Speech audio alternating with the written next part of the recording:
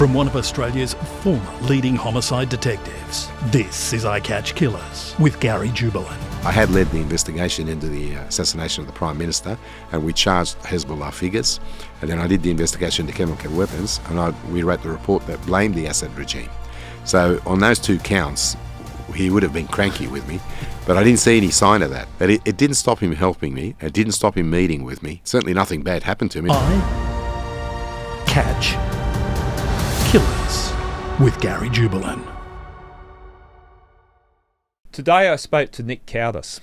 Nick is one of the country's most respected law enforcement officers. He is a retired New South Wales Police Deputy Commissioner who's had an incredible international career which saw him investigating the assassination of a former Lebanese Prime Minister. He has also worked in homicide, gangs, counter-terrorism, negotiators and undercover. He's also worked for the UN, investigating the use of chemical weapons in Syria, rebuilding the Iraq police force, and most recently chaired the Royal Commission into Defence and Veteran Suicide. Last time I had you on the podcast, everyone kept talking about how good your voice is, so stuff it up a little bit, will you? Don't want you taking my job. Yeah. Anyway, Nick, right. You speak Arabic, you're born in Egypt, and you've got a certain look and swagger about you. I can see why you're used in undercover work. You've made reference to some undercover stuff in your book. Tell us about your career in undercover. I think I really got my start, initially at least, simply because of my ethnic background and language abilities. And you did have that big moustache too. I did. It was a beautiful thing. But I understand moustaches are coming back too, by the way, just so you know, so prepare yourself. But now I felt that it was something that was certainly exciting for a young detective, but more than that, I think you could actually do a lot of good. Yeah. Getting drugs off the street or weapons off the street and catching, really bad people that you might struggle to catch any other way. So I was very happy to be involved in it. And as I got more and more into it, I think I got better at it, obviously, as you do. And the sort of targets I was going for, rose quite a few levels. Yeah. So you think it was important to get that experience at the lower level of crime? Unfortunately, I started with a fairly big one, but after that... Threw you in at the deep end? It was, yeah. You have to understand, in the 80s, there wasn't that much of a structure. In terms of training, accreditation, and the deployment practices were a bit ad hoc. But as we went along, and I say in the book that one of my aims, I had some bad experiences with people taking out contracts on me and so on, and I didn't feel I had a lot of support from workmates. I did, but not from the organisation. And I wanted to contribute towards fixing that, and I did that. I've got a scholarship and went overseas, had a look at how others do things and brought back a bunch of ideas, and that was my sort of foot in the door to recommend some fairly significant changes in terms of welfare, re-assimilation and so on. Yeah, well, without giving away the methodology of the way that the people that go undercover, I remember those days, and it was pretty rough and ready, wasn't it? Yeah. Oh, that's good. You've infiltrated the gang, but we hadn't come up with an extraction plan. No, yeah. I hope I've been careful. I don't think there was any need for me to go into methodology or give away any trade secrets, but people know that this happens, and I think in some ways, I hope it's a deterrent for those doing bad things, knowing that they can get caught if they're doing bad shit. We recently had a ATO officer from the United States that did a lot of undercover work, and it's a fascinating world, isn't it? Yeah. I mean, the American environment is quite different. It's such a huge country, as we all know. But my sense is that nearly every federal agency in the US runs its own undercover program and its own tactical teams, and everyone carries weapons. It's a different environment. I'm not sure if our Australian tax office would want to carry weapons and go undercover. Yeah, I'm not sure how it worked that way. So you've had a long career, and I know when we were together in the cops, you always said to me that you think this is the focus of the world in the cops, because it's how you policed, I policed, and we were very much looking inward into the organisation. Yeah. You've been out of New South Wales Police. You're still involved in law enforcement and different aspects. You've been out of the New South Wales Police for a long time. Does it give you a bit different perspective on the world? Yeah, I think so. And I think one of the realisations that you come to when you leave the police, as I'm sure you did, is that there is a bigger world out there. I was fortunate in that while I was still a police officer, I had two breaks. One when I went to Iraq for a year, and then the second one when I went to the Special Tribunal for Lebanon to investigate the murders in Lebanon. So I had a bit of a taste of the outside world, if you like. And I think I was probably reasonably comfortable making the transition after I left the police, whereas some of our sort of mutual friends would probably struggle a bit. They hadn't, and especially the guys that joined as cadets who had been here since they were 16, hadn't really tasted the outside world. I think it's good to have life experience before you join, and I think, it's certainly... It's good to realise that there's a bigger world out there. It's not the end of the world. Well, a wise man and a good friend, I won't name names, while I'm looking at you, did pull me aside when I got into trouble with the cops and said, look, Jubes, there is a big world out there. Don't panic. You'll find purpose and you'll find direction. And it was good advice at the time because I was a little bit going, what am I going to do now? But let's talk about your career. It's been a fascinating career. And I remember when you were in the New South Wales Police, you'd often disappear. We'd say, where's Nick? And, oh, he's over working in the Middle East, or he's doing that or doing this. It only happened twice, actually. I think the other times I was probably dragged into secret hearings at the Police Integrity Commission. Oh, right. We'll talk about that a little bit later. But you had some amazing work that you did whilst you're still in the New South Wales Police. Tell us a little bit, and I know we've had you on the podcast before, but we only scraped the surface. Now, you did get, I think, 3 sessions. There was... 2 people that pipped you. Pam Young, she got 4. We'll talk about that. I know that made you a bit cranky at Pam, understandably. And the other one was Graham Henry, but we probably won't say too much about that.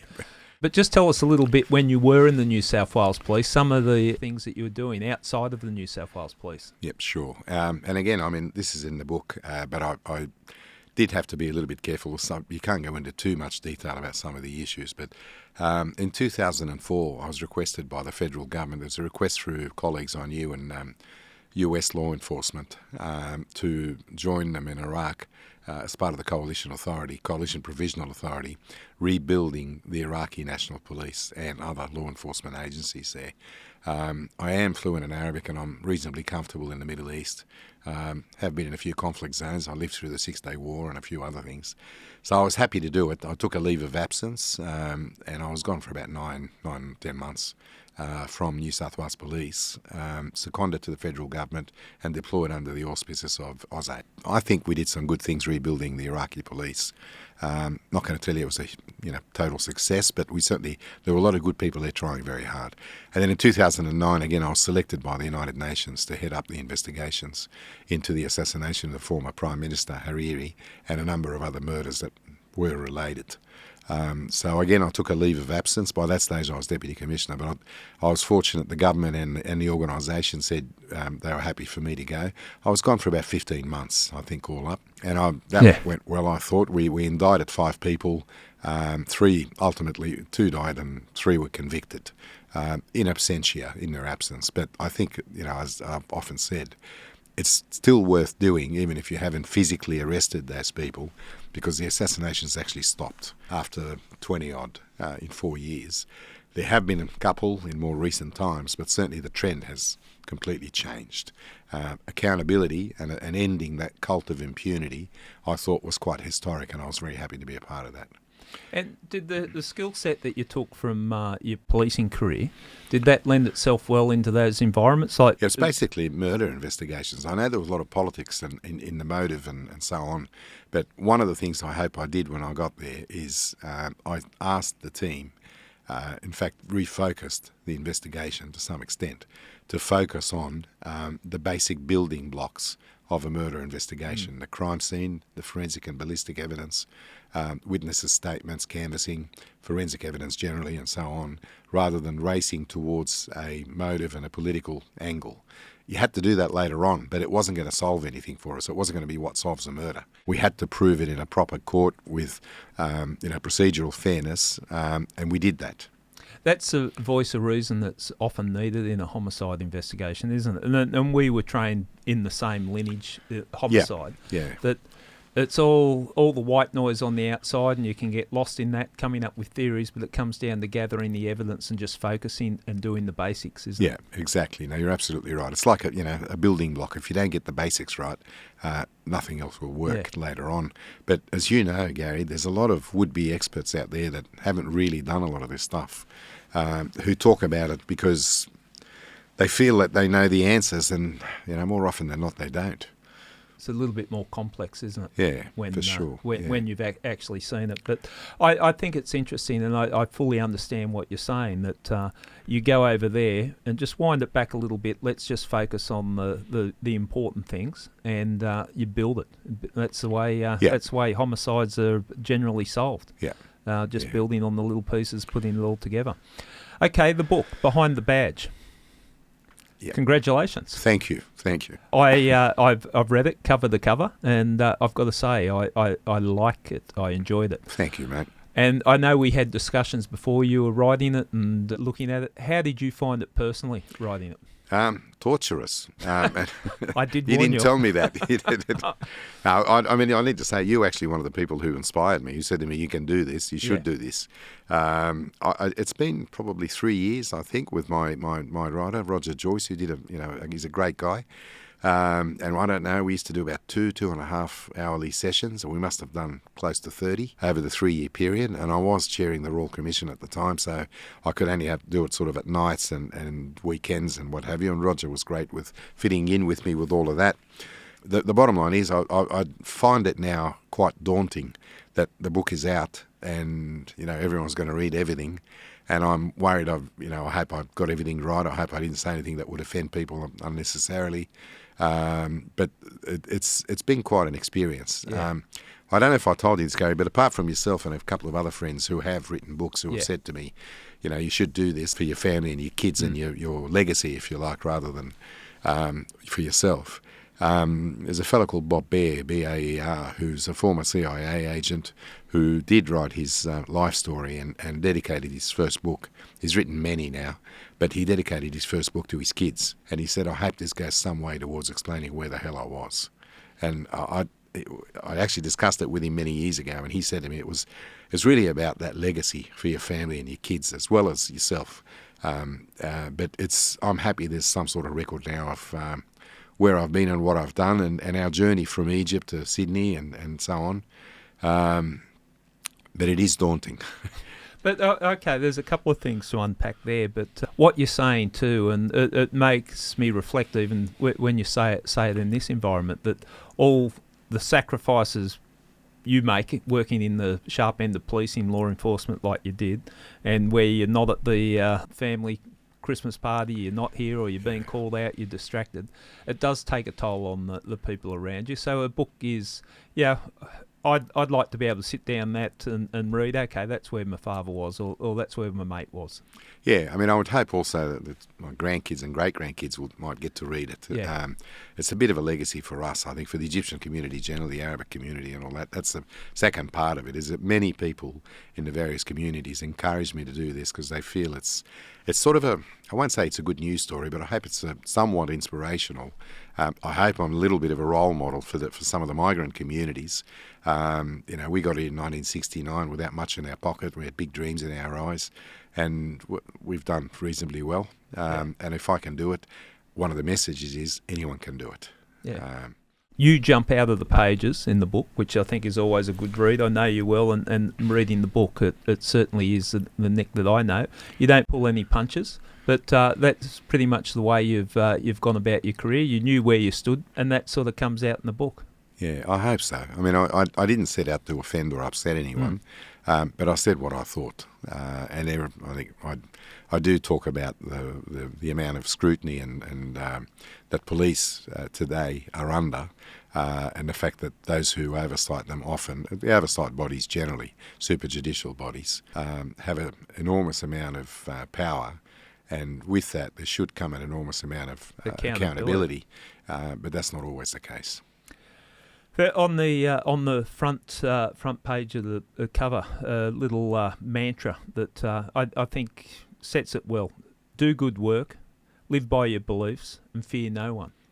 They're 3 strong statements are on the front cover of your book. Is that how you went about your career? I hope so, particularly the last one. I mean, I would hope in all the commands I've been in and the people I've led and the people who have worked with me, we've never bent over because someone tried to stand over us to go in a particular direction or to do something that we don't think was right. I think you've been the same, and I'm really proud of you for doing that, Gary.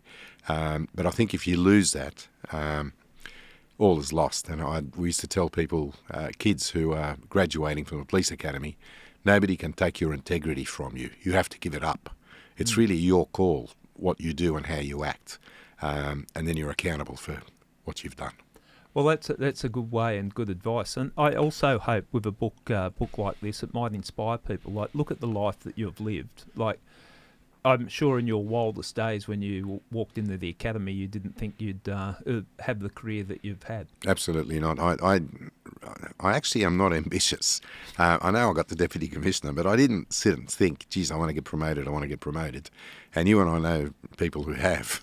But I don't know, things just happen. I was in the right place at the right time often, or there was something that I felt I was particularly suited to. And then when it came up, I threw my hat in the ring and was able to succeed. I think the system works when someone just can concentrate on doing their work and get rewarded. Yeah. And, without, we know good cops, bad cops, all sorts of cops. But I say publicly that where people are trying to use the career in the police for their own personal gain, I'm not talking corruption, although it's probably pretty close to corruption, where the main focus is how I can get promoted rather than what you're there to do the work. Yeah, definitely. I mean, I used to, when I got to the senior ranks and I had to sort of sit in judgment on others and whether they get promoted or not, Yeah. I like seeing guys and gals who are focused on the job they've got and do it well without thinking about the next step, as you say, Yeah.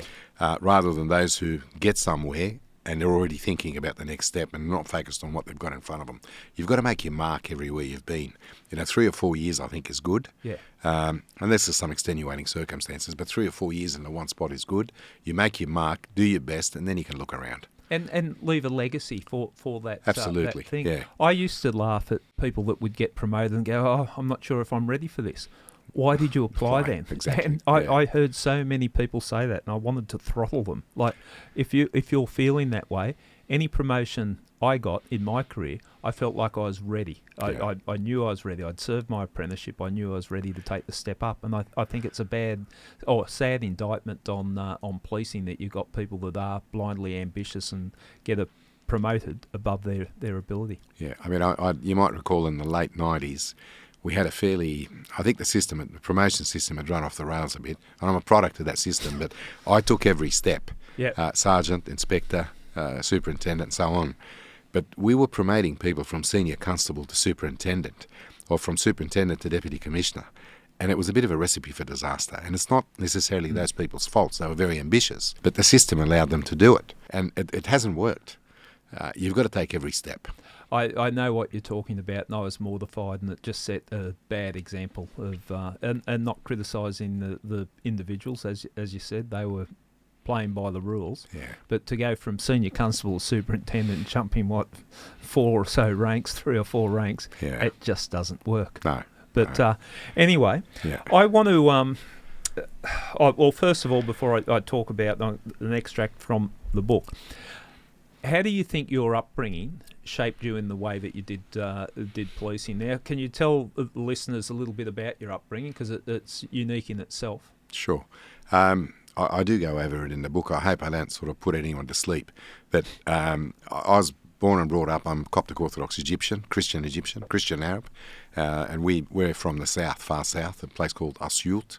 And they are fairly traditional and conservative there, but we moved from there to Cairo, and then from Cairo we migrated to Australia when I was about 12 in 1969.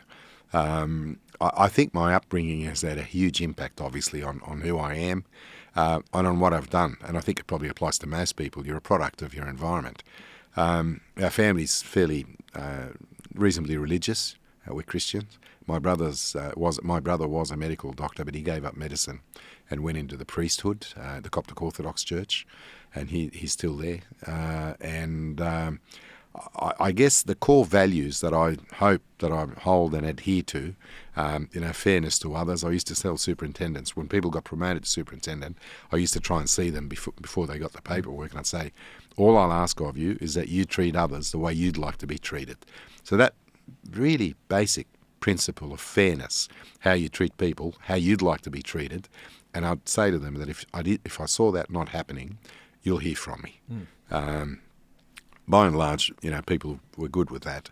But I think these sort of values about doing good, working hard, being fair to others, and not getting a big head about where you are and what you've achieved and what rank or position you hold, I think these are really important to me, and they all come directly out of my childhood.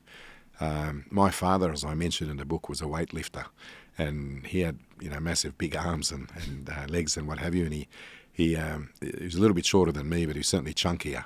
And I think his whole life he feared no man, and I hope I followed that. He certainly didn't change his views or bend in some really significant way just to please someone else, or because someone's intimidated him. Because he forgive the language, but he never took any shit from anyone. Yeah. And you're going to get that in policing, aren't you? Even from at any rank, you're going to have those moral dilemmas and ethical dilemmas in policing and standing up for what's right or wrong and what you believe. Yeah. What's the secret to that? I guess I've been blessed in a number of ways, but one of them is having the support of my family, and not just the support, but the fact that they validate, I guess, where I'm heading and what I'm doing. And I think that's really important, having a sort of support network around you. And the second thing is with my friends and colleagues that I've had, including yourself, Gary, over the years, who have basically validated, again, what I'm doing and where I'm heading. And I've always counted on those around me to say, hang on a minute, you may have got this wrong, you want to look at it again. I will always listen to that. Yeah. And I've had, staff officers, as they call them, staff officer or chief of staff is someone who really runs your office and is your right-hand person, man or woman. And I had that in the police for many years, and I had it overseas as well in the various roles I've had. It's a really important role, but it's someone who's a bit of a sounding board, who's not you, and who can speak to you honestly behind closed doors about whether you've run off the rails, whether you've done something that's not going well, and then hopefully you'd listen and you fix it. I've always told those who worked around me is you need to don't sugarcoat it, just tell me what's really going on. I've seen other leaders who are patted on the back by their staff officers and staff when everybody knows they're not going well. It's no use hiding it. It's no use hiding the truth from them, because sooner or later it leads you down a completely wrong track. Well, it's that if the fable of the emperor's new clothes and everyone just standing, you look great in that. And certainly, I've been fortunate enough to work under the commands where you're the commander at homicide and other areas, and you always knew where you stood with you. And I did like the fact, there's some people who go in there and you know what the decision's going to be. You would at least give me your ear to hear what I've got to say. You might agree or might not agree, but it's a good way of leading. Yeah, I think so. I actually appreciate that approach in other agencies as well. I do talk a little bit in the book about the Director of Public Prosecution. It's a really important office. Nick Kaldas held that position for many years, but he was someone, if he made a decision that we didn't agree with and we sought an audience to explain our thoughts, he would always make that happen, not necessarily with him personally, but he would always make sure that you got a hearing. In writing or in person or whatever you wanted to do. I think it's just really important to be fair to people. If they're disagreeing with you and they think they have a point of view that you should hear before you make a decision that affects them in any walk of life, it's important. It holds you in good stead. Let's. I want to read an extract out from the book, and it's just it's. You explain it because it's fascinating. I love the description of it. I'll try to do it justice reading it out. So this is an extract from your book, and I want you to explain the situation. Smoke from the big, expensive Cohiba cigars curled in the air around us. I sunk deep into a luxurious lounge, and the only thing between me and one of the most feared men in the Middle East was an elegant coffee table laden with French cakes, tiny cups of Arabic coffee, and a massive ashtray. My companion was a man so powerful he could make people disappear in a heartbeat, including me, if he felt like it. and I was on his turf. You got my attention, Nick. I hope so. Tell us what that is about. That's an extract from the book Behind the Badge. Right. So there's probably a chapter or two in the book about my role as the Director of Oversight for the United Nations Relief and Works Agency. Essentially, I was like the head of internal affairs. UNRWA is an agency that handles all the issues to do with the Palestine refugees, which is very topical at the moment. 30,000 plus staff, a budget of $2+ billion US a year in 5 countries where the refugees are located, 5 locations: Lebanon, Syria, Jordan, Gaza and the West Bank. And we had officers and staff in all 5 areas.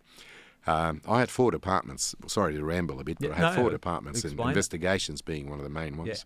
And then audits, evaluation. The UN evaluates every program to see if it's working or not. And then the ethics division. So wherever there were complaints about anything in process or even promotions, for instance, within the agency, we would investigate those. We had a whole lot of work to be done in the Syrian office in Damascus. My investigators in particular were being refused visas to go into Syria. I, as the leader, had to find a way to change that so that we did get... I used to get my visas all the time. I need to say, we travelled on diplomatic passports with the United Nations. Theoretically, you shouldn't need a visa to go anywhere, but the 2 countries that insisted on a visa were Israel and Syria. They're the ones that affected us. So Syria, I had to find a way to reach the Syrian government to allow my people to be able to come in and out so they can carry out these really important investigations. And those investigations are particularly important to reassure donor countries. Hundreds of millions of dollars are involved. They need to make sure that they need to be assured that everything is on track, there's no corruption and so on, which I think by and large was the case. So I tapped into an Egyptian fellow I knew who was a very senior person in the United Nations security apparatus. I knew he had reach into the Syrian regime because of time he had spent there. And we had dinner in Amman in Jordan, where I was living at the time with this United Nations posting. And I asked if he could introduce me to someone who can get this done. And he nominated this fellow, the rank of Major General, and he was essentially the head of a committee that had all the intelligence agencies, including the secret police and so on, in the Assad regime in Syria. I took a bit of a gamble. Some people in my office said you shouldn't go. Others, I didn't tell them because I knew it was just going to cause problems. Even it shouldn't go for safety reasons? Yeah, shouldn't go. Safety. Yeah. So we'd fly into Beirut and then get a car across, get picked up by the UN car. It's about 2.5 hours to Damascus. You can't fly into Damascus at that stage because there was a war. And the UN said flying is not safe. So we'd drive to Damascus and then have our meetings. They used to go for 4 or 5 days or a week, and then come back to Beirut and then head back to Jordan where I was living, where headquarters was. And so I arranged to meet this fellow through my contact, and I got given the number of his chief of staff, who's a major, and that's who I dealt with to arrange the meeting. On the day in question, when I decided to go and meet him to ask, very, very nicely, if he could make sure that all my staff got visas, I had one security person with me who was armed, and I think our car may have been armoured at the time. It took us a while to find the compound. There are no signs, there's nothing, and the description I had simply wasn't the best. Eventually we found it. And then we went, they were expecting us, and we went through a number of checkpoints to get to these marble stairs that goes into the building, and my escort was told to stay in the car outside. And I didn't expect him to come in with me, and I wouldn't have wanted him to come in with me. And then I went inside and we went through some more checkpoints, and I met with the general and his chief of staff, and a couple of others I think were there. And I explained what I was there for. Before I talked to him about all of that, and this is something for people to bear in mind when they're dealing with Arabic community in particular, but I think human beings generally, you should make a bit of an effort to build some rapport, discuss the weather, what you do on the weekend, whatever. Just something rather than just launching straight into business. Certainly in the Arab world, it's rude to come in and just launch into the business at hand. So we did that for about 15, 20 minutes. And he was very interested in my background, why I spoke Arabic. He picked my accent straight away. I think he knew who I was and all that. So that's why I was there. And we had a really, really animated, very positive discussion. And I think he liked me. I think I won him over. And he, in some ways, won me over as well. I mean, knowing what he's been involved in with the Assad regime, and I had conducted the investigation of the use of chemical weapons, and all these guys were in it up to their ear holes. And yet it was impossible, as I say in the book, it was impossible to dislike the bloke when you met him up front, up close. And he said, you'll get what you want, no problem. And he was true to his word. I did make an effort to go and see him a number of times after that, just to maintain a relationship. He was actually very helpful to us. I think the main thing I had to explain to him, and I sat and thought about that before I went and saw him, is we're not there investigating the Assad regime in Syria. We're like internal affairs. We're investigating United Nations staff who are accused or suspected of doing the wrong thing. Right. It's nothing to do with the regime. I do say in the book also that I wasn't sure if he really knew who I was, because I had led the investigation into the assassination of the Prime Minister, and we charged Hezbollah figures, and then I did the investigation into chemical weapons, and we wrote the report that blamed the Assad regime.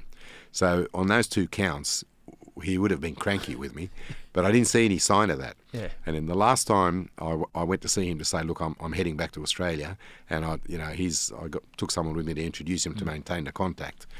Who was a Sudanese fellow who also spoke Arabic. I still wasn't sure if he knew what I had done in the past. And I said something about a report being written, and he just looked at me and he said, Najib, people write reports about all sorts of things. It doesn't mean anything. And him and his team just laughed. Right. So and I knew he knew exactly who I was. But it didn't stop him helping me. It didn't stop him meeting with me. And certainly nothing bad happened to me. And I didn't think it would, otherwise I wouldn't have gone in. I suppose the risk there, like UN, being a member of the UN, would offer you some form of protection, but it'd also make you a valuable asset. If they wanted to negotiate, look who we've got. We've got Nick. Possibly. But by and large, the regime played fair with the United Nations. But it was a bit of a risk.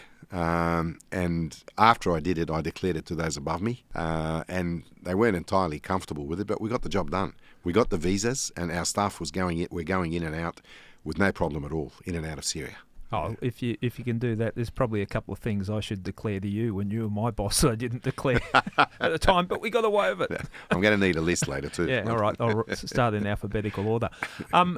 Matters like that, but it's interesting, isn't it, that the skills that you have as a police officer in New South Wales and state police, you've taken them on the world stage, and it's about communication, it's about assessing people and building a rapport, which is pretty much the way you've got through your career in New South Wales. I hope so, Gary. The other thing is, I don't think I'm that special. I think police generally, but particularly detectives, are problem solvers. Yeah. We look at an issue and how do you get around it? How do you get the job done?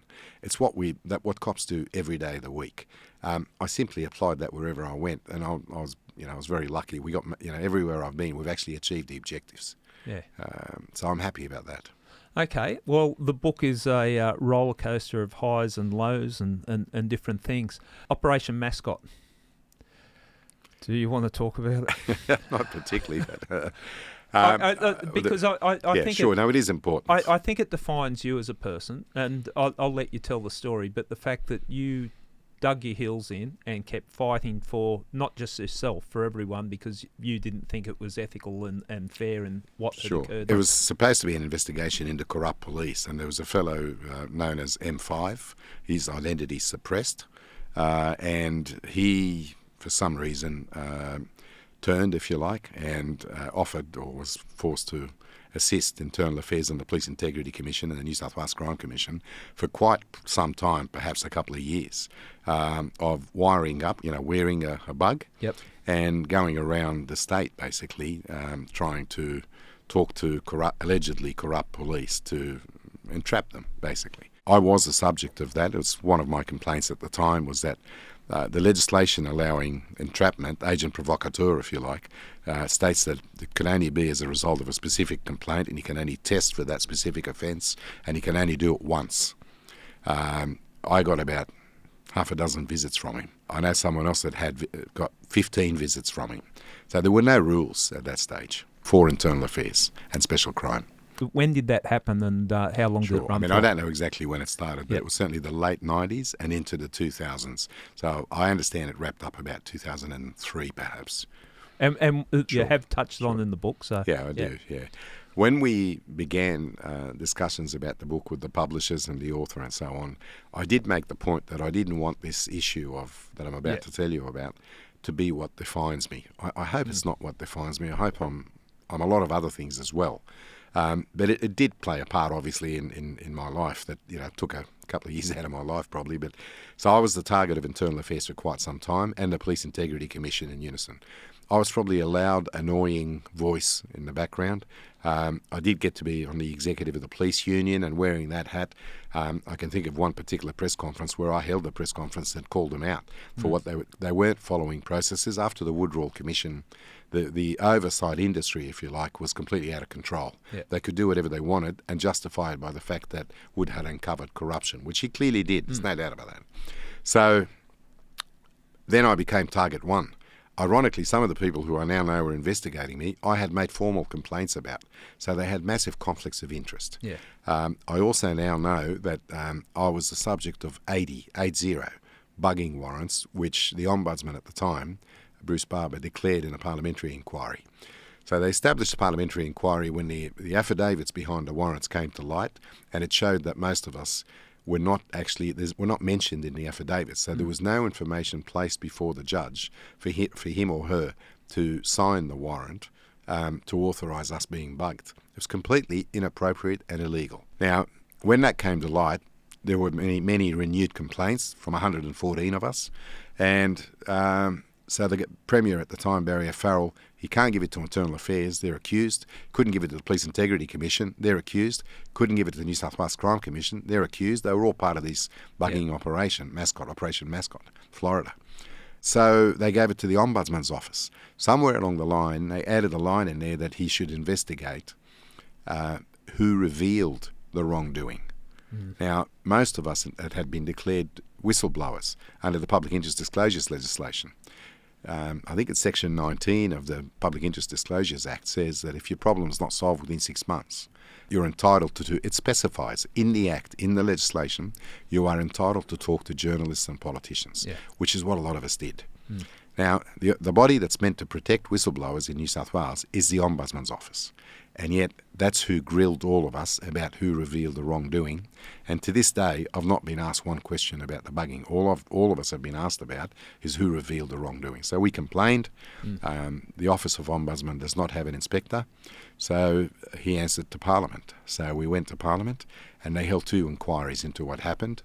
And obviously they're not happy about the body that was investigating the wrongdoing, also investigating who revealed the wrongdoing. You can't do that. And that's where it lays. They handed down a report that no one agreed with. Certainly all the aggrieved individuals are very unhappy because there's been no closure. They never got to the bottom of the bugging, and no one's been held to account. There's been no closure. Yeah, it was an ugly time, and there was a lot of us mentioned on the warrant. And I'm not sure. Were you on there? Yeah. I was on there. Yeah. I got to the point where I didn't realise I was on there, but I was starting to get concerned because there were so many what I considered good police that were on there. A few people have said to me, "What's wrong with me? How come I didn't make the warrants?" I think I deserved it. We joke about it, but the police corruption. But you made an interesting point in your book, and we know what happened with the Woodrow Commission and needed to stamp out corruption. There's no argument there. Then we have Skier investigating police. And you made the point that they go at the police pre-Royal Commission and talk of noble cause corruption in that, the ends justify the means and all that, and not being accountable. And it's started to evolve that the police, the people that were investigating the corrupt police for corrupt behaviour were acting, not in accordance to the rules themselves. They were bending the rules too. There's no doubt about that. Yeah. I just, it was one of those things I had to really sit and think about. Yeah. How much do I want to say? Do I want to say anything about this? And I didn't have it in me to leave it out. Yeah. But I didn't want it to dominate the book. Yeah. And I didn't want anyone to think this book is a big whinge. I hope it's not a whinge. Well, I put it on record now because I read through it and I wondered where you were going with it. I didn't see it as a whinge. It was an observation, and you paid homage to, you're not talking everyone, you're talking certain people, and making things like, there was something that really resonated with me that people that were investigating weren't working within the restrictions of that we have to as police officers, even though they were police officers. They weren't qualifying for their weapons and just all that stuff. All that stuff like that about unfairness. So I probably zero in on it in light of what's happened to me, but I think it was a balanced view, and you were very careful not to attack individuals on it. Yeah, and I really didn't want to set out to have it, as we said, to be a big whinge. I hope most of the book and the tone of the book is positive. Yeah. It's about a happy story where I achieved a great deal and started with nothing and so on. But I also couldn't leave it out. It was the same as actually making the complaints way back. Yeah. I had to make a decision. Do I sit silently and let someone else do the heavy lifting? But, I had got the Deputy Commissioner, and I had at least 2 friends who really suffered by what happened with Operation Mascot in the Ombudsman's office. They were treated very badly. I didn't have it in me to pretend I didn't see what was happening and to let someone else do the heavy lifting. Right up until the day I walked into the parliamentary inquiry and unleashed, if you like, I found out later that the crime squads had basically downed tools that day and stayed glued to the TV. A lot of them stayed glued to the TV in the meal rooms. We're interested. I'll admit to that. But the bottom line is, I think you just have to make a decision. I didn't have it in me to walk away and just forget, so let someone else do the heavy lift. Before I walked into that parliamentary inquiry, my lawyer, who I trust with my life, said to me, last chance, is there any chance you just let this go and let someone else take the heavy lifting? Yeah. And I just said, I really appreciate you worrying about me. I've made my mind up. I mean, a lot of politicians said to me, if you do this, you might feel you've done the right thing, but it probably means you'll never be commissioner. I thought about it and I made a conscious decision to go ahead. You know what I regret? Nothing. Absolutely nothing. I'd do it all again tomorrow if I had to. Yeah. Well, I think it's marked you as a man and the officer that you respected for the type of person. But what's the personal cost? So I know taking the stand, I've taken the stand on different things, and I know it comes at a cost. You get, okay, I'm going to do this. You're sitting there thinking, do I really want this? No, fuck it. And you go in there and you do it. But it takes a cost. What sort of cost did it take on you? It certainly took the stuffing out of me for a few years. I was dragged into hearings at the Police Integrity Commission and all that. I go into all that. And on a personal level, it certainly didn't help my marriage. And, when I went to the parliamentary inquiry, so on, I had remarried my current wife, and I don't think she'd been through something like this before. Yeah. But watching her husband go through, a really horrible time, there's a lot of mud thrown in every direction. Thankfully, I don't think anything stuck to me. My complaint was that I had not been asked one question about what had gone wrong, with 21 Supreme Court judges signing warrants where they're authorising the bugging of people, even though they're not mentioned in the affidavit, and there is no information against us. If that has happened, and I'm hoping it doesn't still continue, then it's a huge miscarriage of justice. I see that whole episode and the inquiry that followed it as a dark day, a very dark day for justice in the state of New South Wales. It hasn't been righted. It's never been sorted. It still hangs like a cloud over a whole lot of people, and there's no closure. I mean, one of the reasons I took on the Lebanon investigations was to try and give people closure out of all those murders that had happened. You and I have worked in homicide, and it's probably one of the most satisfying things when you solve a murder and lock up the murderer, and you can go to the victim's family, sit down with them and say, this is what happened, we now know the truth. At least it won't bring them back, the person that's been killed, but at least you know what happened, and it gives you closure. I mean, that's a really extreme example, but certainly the bugging saga, there's been no closure. Well, I think the fact that you stand up, sometimes you don't get the exact result you're aiming for. Sometimes that doesn't come out. But the fact that you stood up and made people accountable, because it was worrying that people, okay, we're the major crime detectives, people make allegations against it, it's the nature of our work. And then you have the people sitting above that adjudicating on us. Well, they should be working by the same rules we're working by. Procedural fairness should trump all. 100%, and you can't argue with that. But I had a laugh, and there is, for all the darkness, there's some humour. Then you became the deputy commissioner after causing all this kerfuffle, and who do you have to oversee? The very body or the command that you were complaining about? Tell me about that, Nick. How'd that go? That would have been a nice meeting. First up, Well, I think the Special Crime Unit, which really had no reason to exist, it was a mini CIB competing with our version of the CIB, the Criminal Investigation Area, crime agencies, and then it became State Crime Command, was simply about individuals who felt this was good for their career. Yeah. That's my view. Now, I think everyone felt that it wasn't working and it needed to be disbanded. But I was briefed by the Australian Federal Police about their secret investigation into a fellow called Mark Standen, who was the Assistant Commissioner in the New South Wales Crime Commission and a former Federal Police officer and former Customs agent. I was told, obviously, it had to remain a secret for a little bit longer. I think it was 6 months or so after I was briefed that he was finally arrested. But he was sort of the co-leader or co-commander, really, of the Special Crime Investigations, Internal Affairs. So when he was arrested and charged, and he's been convicted, he's done his time and he's out now, I understand. He did 20-odd years, by the way. When that happened, we then moved towards shutting down the Special Crime function of Internal Affairs and got Internal Affairs to go back to being Internal Affairs.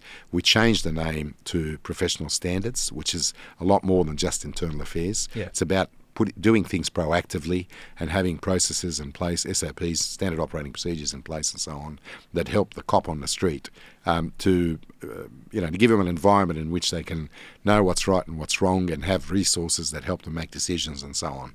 And I'm really proud. Paul Carey was the Assistant Commissioner that we promoted to get that job done. And he did say to me at one stage that the word fairness did not appear in any of the literature in the previous regime. Any of the standard operating procedures. Fairness just didn't feature. It's almost like they were creating a pseudo major crime. It was, yeah. Look, but to your point, the day I made a decision, so I'd been promoted to Deputy Commissioner Specialist Operation. I was among the many commands I had. I became in charge of Internal Affairs. I had to go down and tell them that we're disbanding the unit, they'll need to go back into the mainstream, and that will help them in any way they can, which we did. And some of them did, and some of them simply didn't want to do that. But it was a joke at the time that they were, as I was coming up in the lift, they were probably wiping my name off the whiteboards as Target 1.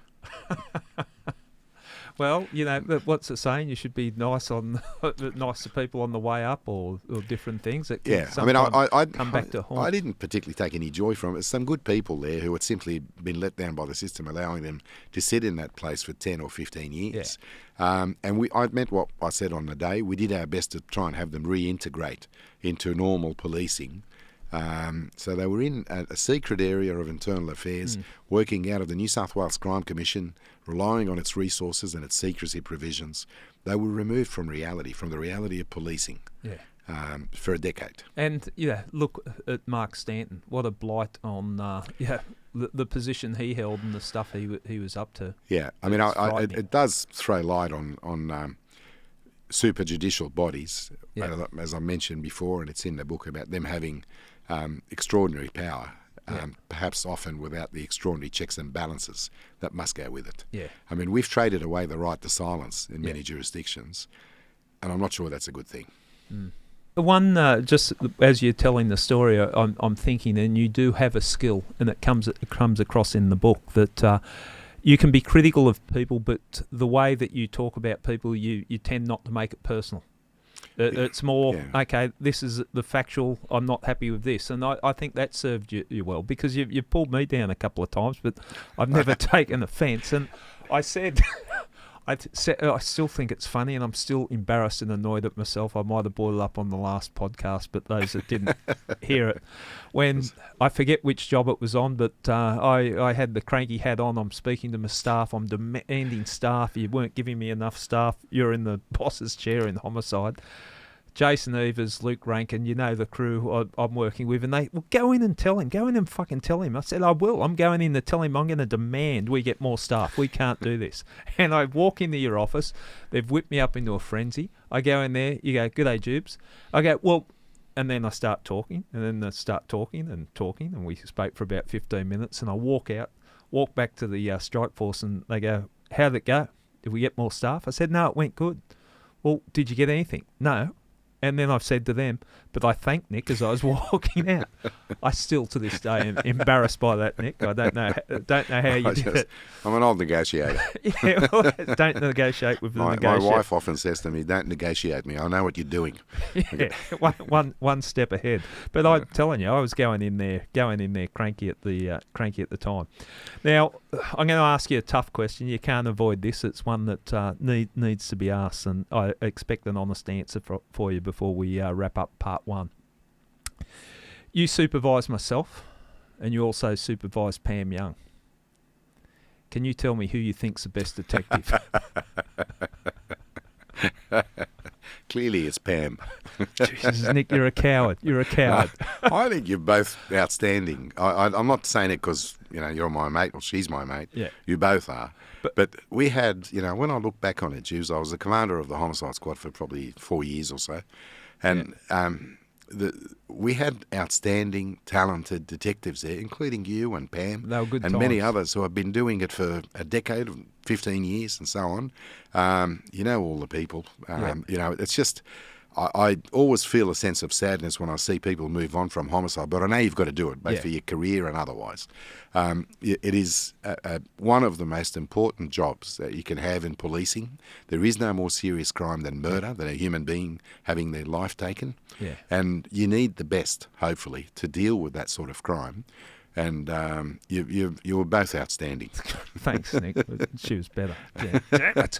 They were good times. I just clarify one thing. I didn't move on from homicide to further my career. I got charged. But anyway, we'll wrap up part 1. There's plenty more to talk about because your book's full of stuff. So Thank you. Have a short break. Thank you.